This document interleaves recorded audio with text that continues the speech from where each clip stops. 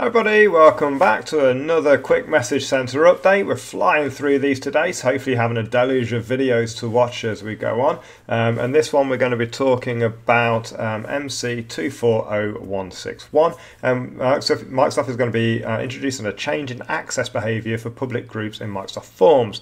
This is a good change in my mind.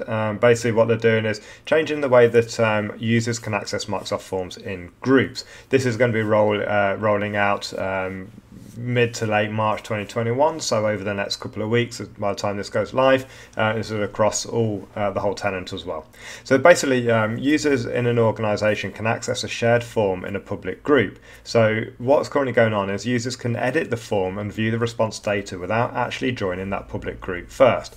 So with this change, users are going to have to actually become a member of the group, the Office 365 group, to be able to access the shared forms within that group. So this makes sense. It's definitely more clear on how users will be interacting with these things. So I think this is a good move from Microsoft. So very quick one, maybe just let people know if people are suddenly going to start not having access to forms they think they should do, then you might want to update your training or just let people know that this might happen. So if that happens, just be aware, and your IT support can be aware that they just need to join those groups first, and then they can access the forms in the same way they could before. Nice and quick. Thank you very much, and I shall see you next time.